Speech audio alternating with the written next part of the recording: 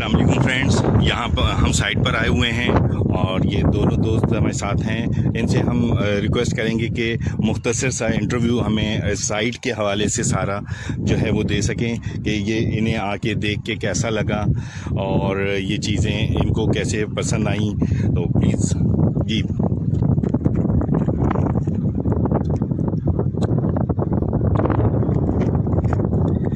मेरे दोस्त बोल नहीं सकते हैं, ये इशारों की ज़बान में कंप्लीट आपको इंटरव्यू दे रहे हैं।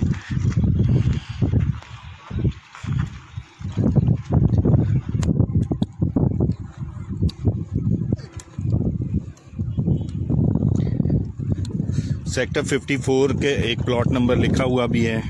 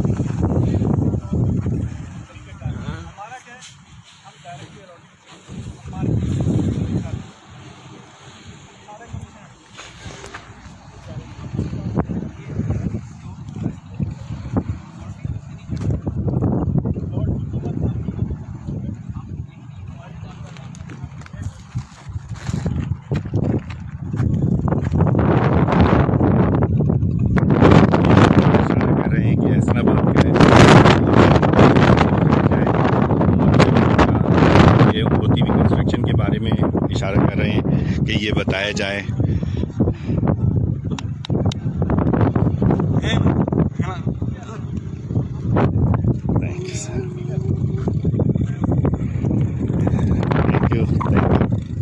Thank you.